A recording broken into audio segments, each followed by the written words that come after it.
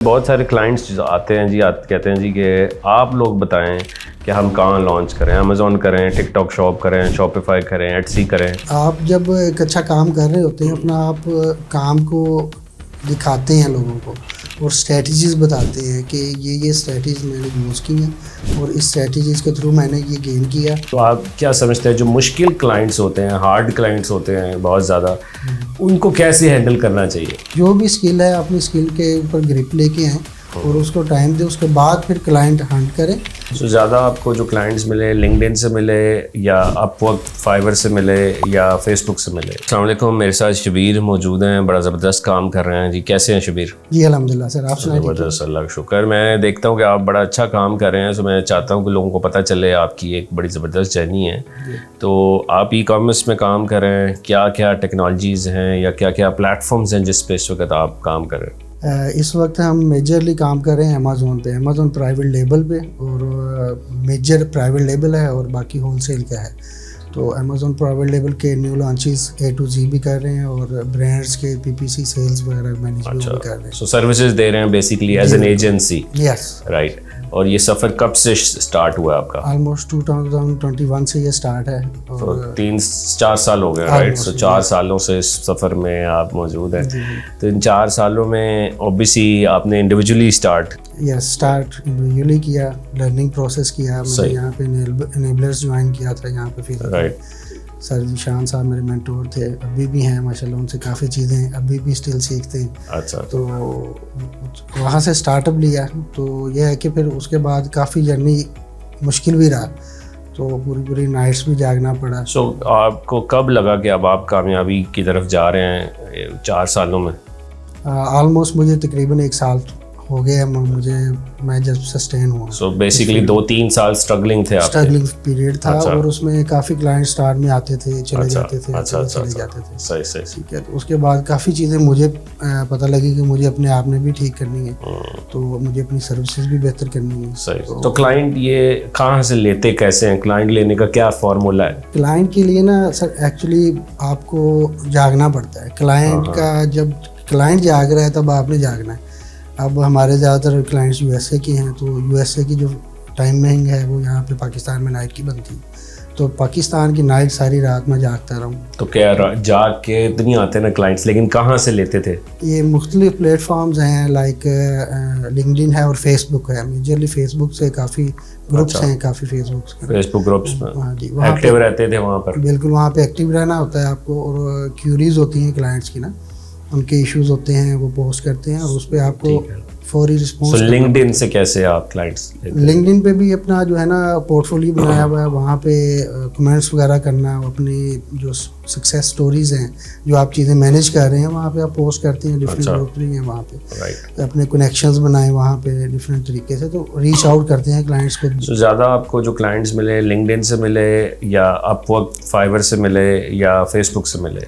ज़्यादा मुझे फेसबुक से मिले। अपवर्क और फाइवर की तरह मेरा पोटेंशियल बहुत कम रहा है, मैंने ट्राई की। लेकिन वहाँ पे मैंने बहुत पैसे ज़ाया किए। अच्छा, कनेक्ट में? हाँ, मेरा एक्सपीरियंस नहीं था, लाइक यू कैन से बहुत से लोग वहाँ से भी कमा रहे हैं, बट मैंने फेसबुक से बहुत क्लाइंट्स। सही। तो आपके ज़हन में कैसे आया कि मैं टीम बनाऊँ? अकेले कमा रहे हैं तो ठीक है, टीम बनाने की क्या ज़रूरत थी? अकेले सिंगल पर्सन इतना काम कर नहीं सकता। ठीक है, आप ज़्यादा मिला। अच्छा, बिल्कुल। टीम अगर होती है तो आप काफ़ी चीज़ों पे न्यू क्लाइंट्स हंटिंग की तरफ आज जो है ना, वो आप इजीली टाइम दे सकते हैं। क्योंकि मेरा एक टाइम था तो मैं बिल्कुल स्टॉप हो गया था न्यू क्लाइंट्स को देखने के लिए, क्योंकि मैं वो पुराने क्लाइंट्स का या काम देखूं या फिर मैं न्यू क्लाइंट्स की तरफ जाऊं। अच्छा। सो हाई टिकट्स क्लाइंट्स जो होते हैं, जैसे आपका सबसे मैक्सिमम क्लाइंट कितने पैसे आपकी एजेंसी को पे करता है पर मंथ या अभी तक कर चुका है, वो किस तरह से मिले और वो कितना है high ticket client? High ticket जो मैंने क्लोज किया वो तकरीबन $1050 का था। क्या काम था वो जस्ट उसकी PPC मैनेज करनी थी। तकरीबन उसकी लिस्टिंग्स थी, मेजर एसन जो थे वो 10 थे। अच्छा। तो उसको एक, वैसे तो हमारी प्राइसेस ज़्यादा होती हैं, लेकिन उसको एक बजट बना के $1500 अ मंथ किसी की PPC मैनेज करने का था, तो वो खुद क्या बचा रहा था और आपको भी दे रहा है, पर PPC बजट भी लगा रहा है और ख़ुद भी अर्न कर रहा है। क्या ऐसा पॉसिबल था? वो अर्न कर रहा था? जी बिल्कुल, वो स्टिल अभी भी क्लाइंट है। अच्छा, अल्हम्दुलिल्लाह। वो सेंटर में छोड़ भी गया था। अच्छा, लेकिन दोबारा उसने किसी और को ट्राई किया, बट उसका अच्छा। में भी ठीक नहीं चला, तो उससे दोबारा कनेक्ट किया। तो अल्हम्दुलिल्लाह 2 मंथ्स बिफोर उसको दोबारा मैंने ऑनबोर्ड किया। अच्छा, ज़बरदस्त जी, ज़बरदस्त। कितने बंदे काम करते हैं आपके पास? तकरीबन मेरे पास इस वक्त 12 या 13 लोग हैं। अच्छा, जो कि परमानेंट हैं वो 10 हैं, बाकी कुछ आते जाते तो अपनी टीम में शामिल करने के लिए, जैसे जो आपको देख रहे हैं, आपके पास माशाल्लाह बहुत क्लाइंट्स हैं, लोग आपको हायर करते हैं आपकी एजेंसी को, तो आपके पास जो लोग जिनको आप हायर करते हैं वो क्या देखते हैं उनमें? मेजरली तो उनके पास जो है ना अमेज़ोन की पीपीसी से रिलेटेड जो है वो उसके ऊपर फुल ग्रिप होनी चाहिए, ठीक है। उसके अलावा हमारे पास जो न्यू बीज आते हैं उनके पास होना चाहिए प्रोडक्ट हंटिंग का जो है ना वो फुल उसके ऊपर ग्रिप होनी चाहिए, क्योंकि न्यू लॉन्चेस हमारे पास काफ़ी हैं। तो न्यू लॉन्च के लिए प्रोडक्ट फाइनल करने के लिए काफ़ी टाइम लगता है। तो उसके लिए न्यू बीज के लिए ये है कि जिनके पास प्रोडक्ट हंटिंग का ग्रिप है वो हमें ज्वाइन कर सकते हैं, और अदरवाइज जिनके ऊपर पीपीसी के ग्रिप है वो हमें कनेक्ट कर सकती है इस पर। राइट, अच्छा। और आपकी जो टीम है वो क्या वर्चुअली है या आपने कोई ऑफिस बनाया हुआ है, या कितने बंदे हैं टोटल? तकरीबन 12% की टीम है ये। अच्छा। तकरीबन, और मोस्टली जो है ना वो वर्चुअल है, और कुछ हैं जो कि मेरे पास फिजिकल भी आते हैं और मीटअप करते हैं। सारे कुछ लाहौर से हैं, कुछ आउट ऑफ लाहौर है। अच्छा, अच्छा।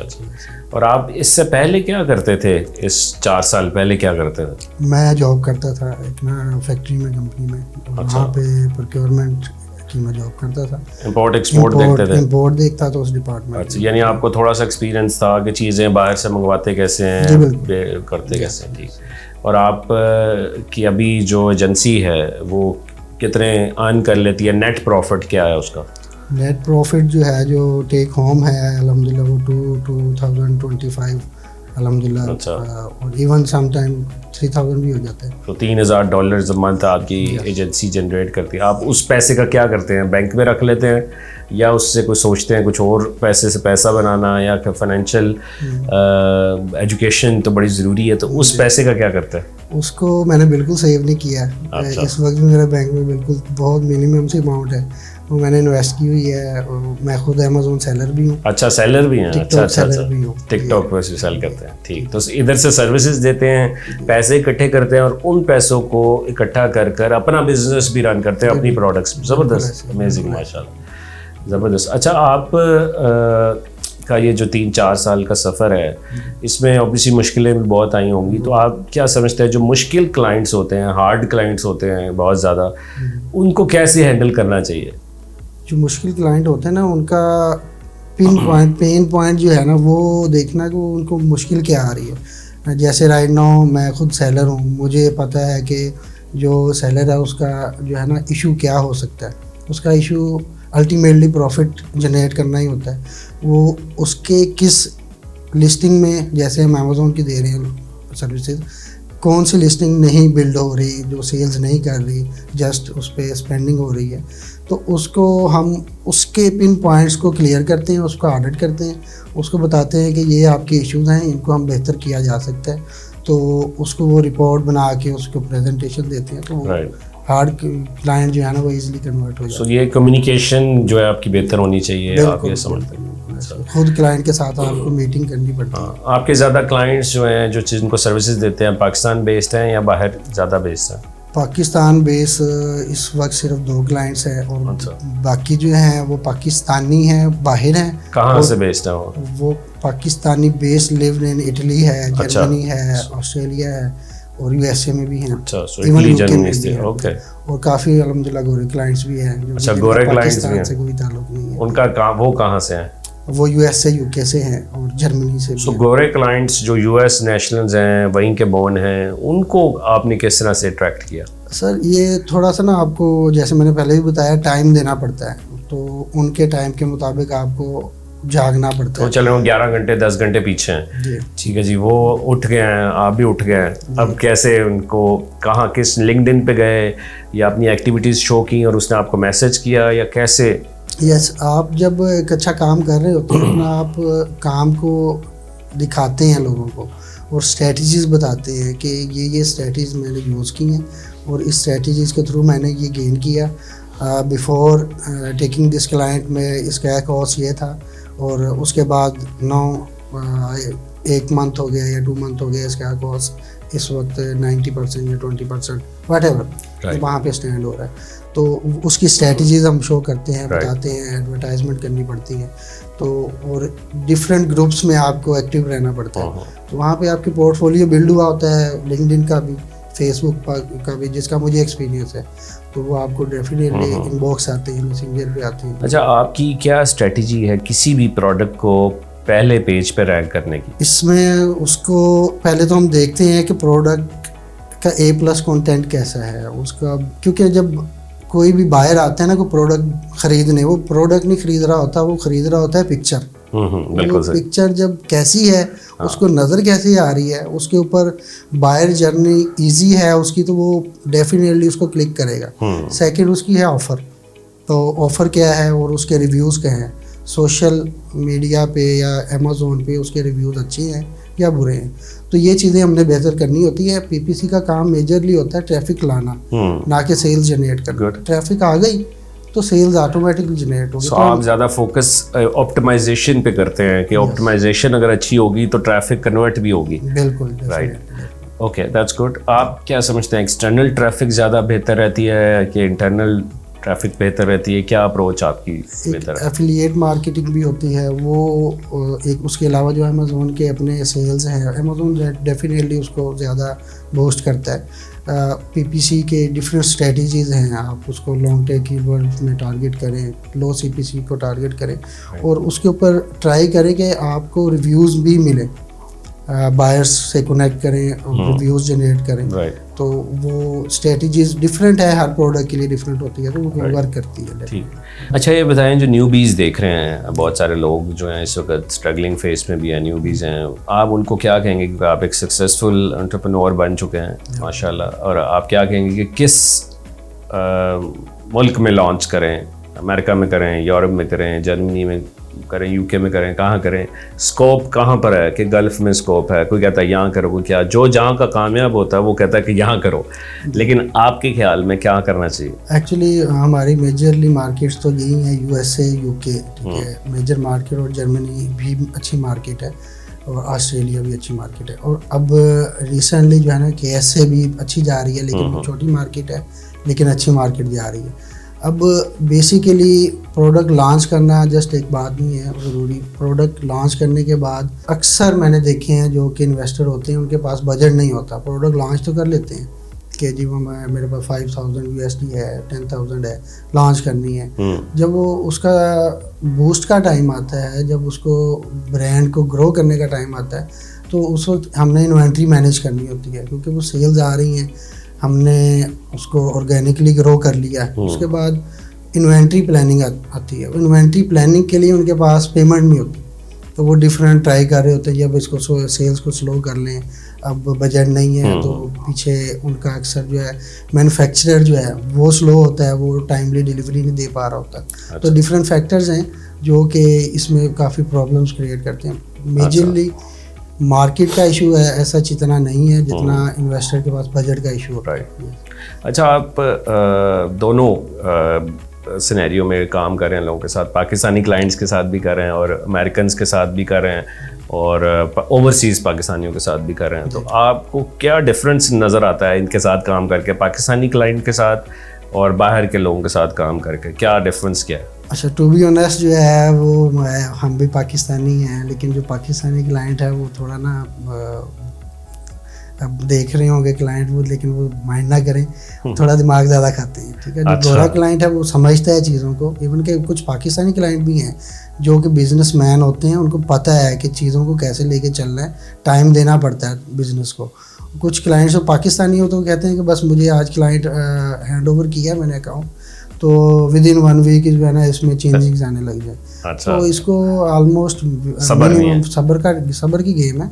हम जो ऑन बोर्ड करते हैं क्लाइंट को, उसको मिनिमम 1 मंथ का टाइम लेते हैं कि 1 मंथ के बाद आपको हम चेंजिंग्स बताएंगे इसमें क्या होंगे। और जो गोरा क्लाइंट है वो तो बिल्कुल अच्छा सब्र करता है, इवन कि वो पे भी करता है, वो टाइमली पे करता है, हमें रिमाइंडर देने की भी ज़रूरत नहीं होती। वो बहुत अच्छा पेयर भी है और जो as compare to Pakistani client उसको बार बार रिमाइंड करवाना पड़ता है। वो सम टाइम बिजनेस में लॉस भी होता है, प्रॉफिट भी होता है, कभी बिजनेस थोड़ा सा नॉर्मल भी चल रहा होता है, तो उस वक्त फिर वो बारगेन करता है कि अब मुझे प्रॉफिट नहीं अच्छा हुआ तो मैं इस वक्त सैलरी पूरी नहीं लूँगा। सही तो ये कुछ इश्यूज हैं जो कि पाकिस्तानी और ओवरसीज। ठीक है, ज़बरदस्त। अच्छा, आप माशाल्लाह $3000 अ मंथ पहुंच चुके हैं। आप जो लोग इस वक्त आपको देख रहे होंगे यार मैं तो $300 नहीं कमा पाया, $1,00,000 नहीं कमा पाया। तो जिसने अभी $300 कमाने हैं, $1,00,000 कमाना है या $600 कमाना है, उसका क्या आप रोड मैप देंगे या सजेस्ट करेंगे कि क्योंकि मैं इस जर्नी से गुजर गया हूँ अभी रिसेंटली कुछ साल पहले, आप ये फॉलो करें तो आप भी पहुँच सकते? बेसिकली आपने अपनी ना स्किल्स पहले उसको बेहतर करना है। आपके पास स्किल्स हैं या नहीं है, पहले स्किल नहीं है तो फिर तो फ़ायदा बिल्कुल नहीं है। आप क्लाइंट लाएंगे, 1 मंथ वो आपको पे करेगा, वो फिर चला जाएगा। अपनी स्किल्स को बेहतर करें। अगर आपके पास पीपीसी की हैं या क्लाइंट हंटिंग की हैं या प्रोडक्ट हंटिंग की है, जो भी स्किल है अपनी स्किल के ऊपर ग्रिप लेके आएँ और उसको टाइम दें। उसके बाद फिर क्लाइंट हंट करें। जब इवन आप एक मरतबा क्लाइंट ले आए ना, ऑन बोर्ड ले आए, उसका काम आपने अच्छा किया है तो वो क्लाइंट ही रेफरेंस से काफ़ी क्लाइंट दे देता है। राइट। हमारे ऐसे भी क्लाइंट हैं जिन्होंने हमें काफ़ी क्लाइंट्स विद रेफरेंस भी दिए हैं। ठीक है, तो उसके बाद डिफरेंट स्ट्रेटजीज होती हैं। हमने क्लाइंट्स के साथ ऐसे भी काम किया हुआ है कि अगर हमें वो कुछ और क्लाइंट रेफरेंस भेज देते हैं तो हमें उनको डिस्काउंट भी ऑफर करते हैं। राइट। तो बेसिकली जो न्यूबीज़ हैं उनको अपनी स्किल्स के ऊपर काम करना चाहिए। Right. उसके बाद क्लाइंट आ जाता है। हर किसी के पास आया होगा, ये जो मेहनत करता है हर किसी के पास आया होगा, उसने उसको सस्टेन नहीं किया, चला गया जस्ट बिकॉज ऑफ उसके पास नॉलेज नहीं था, काम नहीं ठीक हो सका। अच्छा, बहुत सारे क्लाइंट्स जो आते हैं जी, कहते हैं जी कि आप लोग बताएं कि हम कहाँ लॉन्च करें, अमेज़ॉन करें, टिकटॉक शॉप करें, शॉपिफाई करें, एटसी करें। तो उसमें न्यूबीज़ भी ये कंफ्यूज होते हैं कि हम क्या सीखें और क्लाइंट भी ये कंफ्यूज होते हैं। तो आप क्या सजेस्ट करेंगे कि यहाँ जाएं इस प्लेटफॉर्म पर, ROI ज़रा जल्दी है और थोड़ी सी आसान है? अच्छा, ऐसे है कि अब हमारी जो मेजर एक्सपर्टीज़ हैं वो तो अमेज़ॉन और टिकटॉक में ही है।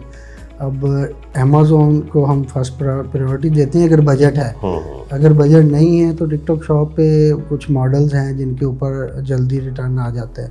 लेकिन अब इस वक्त उस पर भी थोड़ी सी स्ट्रगल करनी पड़ती है, काफ़ी सेलर्स आ गए हैं। तो अब इजी डिपेंड करता है, अगर बजट कम है तो टिकटॉक शॉप पे जाया जा सकता है। अगर बजट ठीक है, आपने प्रॉपर बिल्ड करना है ब्रांड को, अमेज़ॉन पे जाएं और उसी को आप टिकटॉक शॉप पे भी लॉन्च करें। So basically omni channels approach हो के एक ही प्रोडक्ट है उसको हर जगह बिल्कुल जो है वो आप लॉन्च करें। ज़बरदस्त। अच्छा, आप अपना टाइम कैसे मैनेज करते हैं? लास्टली मैं पूछना चाहूँगा। डे टाइम में भी मेरी मसरूफियात होती हैं, मैंने कमिटमेंट्स हैं मेरी कहीं और भी, मैं उधर भी सर्विसेज दे रहा हूँ। अच्छा। और अपनी एजेंसी भी चला रहा हूँ और अपना सेलर भी हूँ। अच्छा। तो टाइम मैनेजमेंट होती है कि मोस्टली मैं इवनिंग में अवेलेबल होता हूँ क्लाइंट्स के लिए, और उनके साथ जो मीटिंग्स होती हैं, शेड्यूल होती हैं, प्री शेड्यूल होती हैं, वो उस वक्त मैं अवेलेबल होता हूँ ताकि उनको सेटिस्फाई किया जा सके। तो उसमें टाइम मैनेजमेंट में बिल्कुल इशू नहीं आता। और जो न्यू क्लाइंट्स होते हैं उनको ऑन बोर्ड करना होता है, उनके साथ भी प्री शेड्यूल्ड मीटिंग होती है। ये नहीं है कि अब किसी ने आपको सपोज इनबॉक्स किया है तो सम क्लाइंट्स, जो गोरा क्लाइंट है वो हमेशा टाइम शेड्यूल करके मीटिंग करता है। पाकिस्तानी होते हैं जी, वो इवन के इनबॉक्स बाद में करते हैं, डायरेक्ट मैसेंजर पे कॉल कर देते हैं। अच्छा, तो वो जब अगर तो न्यू भी है कोई, उसके पास टाइम है, वो रिस्पॉन्स कर भी देता है। समटाइम हम अवेलेबल होते हैं तो बिल्कुल रिस्पॉन्स करते हैं, अदरवाइज उसे टाइम दे के तो फिर मीटिंग शेड्यूल। अच्छा अच्छा जी, ज़बरदस्त जी, बहुत अच्छा लगा शबीर आपसे बात करके। मैं चाहूँगा कि आप ज़्यादा से ज़्यादा अपनी नॉलेज को भी लोगों के साथ शेयर करें और मज़ीद ग्रो करते जाएं। इंशाल्लाह हमारी दुआएं आपके साथ हैं और मुझे बहुत अच्छा लगा कि आप बड़ा अच्छा काम कर रहे हैं माशाल्लाह। जज़ाकल्लाह for coming. Thank you sir, thank you very much. आपने हमें इस काबिल समझा और हमें बुलाया। जज़ाकल्लाह, सो नाइस ऑफ यू।